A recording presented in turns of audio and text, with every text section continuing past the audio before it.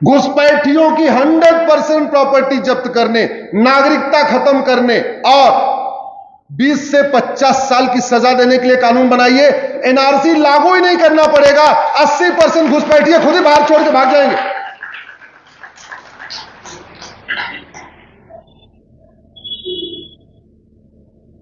ये जो जिहादी जो पत्थरबाजी करते हैं हल्द्वानी में, नार्को पॉलीग्राफ ब्रेन मैपिंग कानून बनाइए। जितने 5-6 जिहादी पकड़े गए उनका narco polygraph brain mapping test करिए।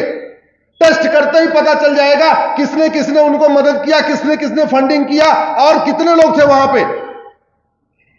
सबकी 100% प्रॉपर्टी जब्त करिए, नागरिकता खत्म करिए, 50 साल के लिए जेल में डालिए। मैं गारंटी के साथ कहता हूं 1 साल के बाद भारत में कोई पत्थर उठाने के पहले 1000 बार सोचेगा।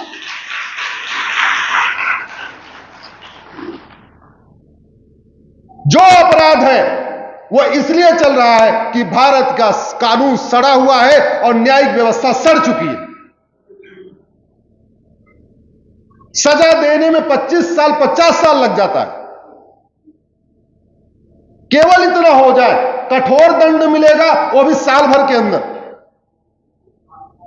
इसलिए अब मैं जस्टिस विद इन ईयर की लड़ाई लड़ रहा हूं।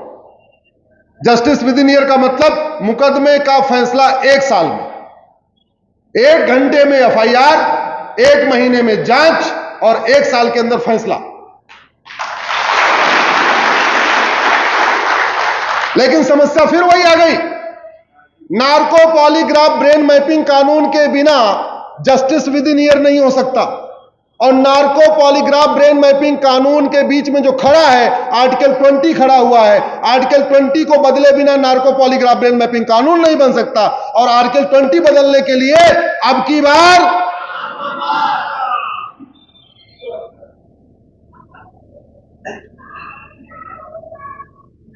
ऐसे कुछ नहीं होगा, केवल और केवल आप घूसखोरों की 100% प्रॉपर्टी जब्त करिए, नागरिकता खत्म करिए, 20 से 50 साल सजा दीजिए, वो भी 1 साल के अंदर 80% घूसखोरी खत्म। नशा तस्करों को, हमारी यंग जनरेशन नशे से बर्बाद हो रही है। बर्बाद हो रही कि नहीं हो रही है? स्कूल और कॉलेज में गांजा, चरस, अफीम पहुंचाई जा रही कि नहीं पहुंचाई जा रही है? एक आदमी पकड़ा गया सिंगापुर में, आप लोग गूगल कर लेना, 900 ग्राम गांजा लेके कॉलेज में गया था बेचने के लिए सिंगापुर में, उठा के फांसी दे दिया 6 महीने के अंदर। दोबारा सिंगापुर में कोई गांजा लेके घूमेगा किसी स्कूल कॉलेज के पास? हमारी संस्कृति को बहुत बड़ा खतरा नशे से है। और याद रखिए, यह नशा तस्करी भाषण देने से, कथा करने से, ये उससे खत्म नहीं होगी। क्या करना पड़ेगा? कानून बनाना।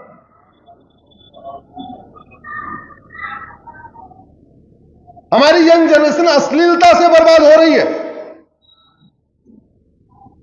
कुछ भी बनाए जा रहे, फ्रीडम ऑफ एक्सप्रेशन के नाम पे कोई भी गंदी फिल्म बना रहे, गंदे सीरियल बना रहे, भारत की संस्कृति को बर्बाद करने वाले कहानियां लिख रहे।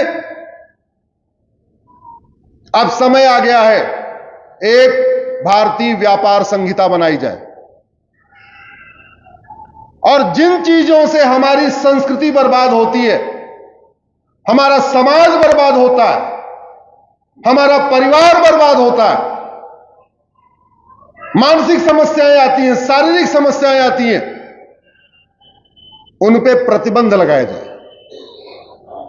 और यह कानून से ही हो पाएगा जब तक आप छूट दे के रखेंगे। अभी मुझे पता चला है और मेरे पास एविडेंस भी आ गया है, ये जो फेसबुक पे पूरी गंदी गंदी रील चल रही है ना, देख रहे होंगे ना, बहुत गंदी रील चल रही है, चीन के द्वारा फंडेड है ये। मैं इसमें पीआईएल करने वाला हूं। चाइना के द्वारा फंडेड हो रही है। क्या भाषण देने से, कथा करने से और कुछ करने से यह अश्लीलता रुक सकती है? क्या कानून रोक सकता है कि नहीं? रोक सकता है कि नहीं? भारत में 5 करोड़ मुकदमों से 5 करोड़ परिवार टेंशन में, और याद रखिए, जब भी मुकदमा चलता है तो पीड़ित चाहता है उसको जल्दी न्याय मिल जाए, और जो दोषी है वो चाहता है मुकदमा लंबा चले। अगर किसी बेटी के साथ बलात्कार हुआ है तो बेटी का परिवार चाहेगा इसको 6 महीने के अंदर फांसी हो जाए, साल भर के अंदर फांसी हो जाए। लेकिन जो बलात्कारी है उसका परिवार चाहेगा मुकदमा 50 साल चले, और मुकदमा 1 साल में खत्म हो रहा है, 50 साल में मुकदमा 50 साल में खत्म हो रहा है। तो हमारी न्यायिक व्यवस्था बेटियों के पक्ष में है या बलात्कारियों के पक्ष में है? जोर से बोलिए जरा। जो घूसखोर होता है वो चाहता है वो मुकदमा 50 साल चले, जो शिकायत करता है वो चाहता है मुकदमा साल भर के अंदर खत्म हो जाए। मुकदमा चलता है 50 साल।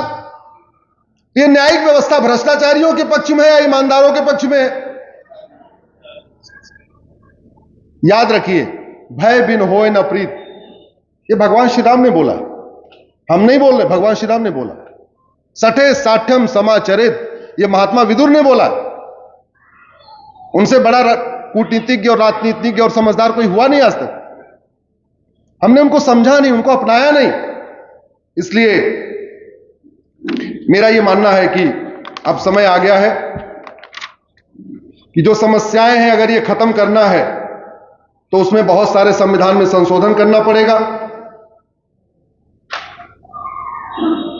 जब तक मदरसा मिशनरी स्कूल खत्म नहीं होंगे, one nation one education system नहीं लागू होगा, तब तक प्राणियों में सद्भावना नहीं हो सकती।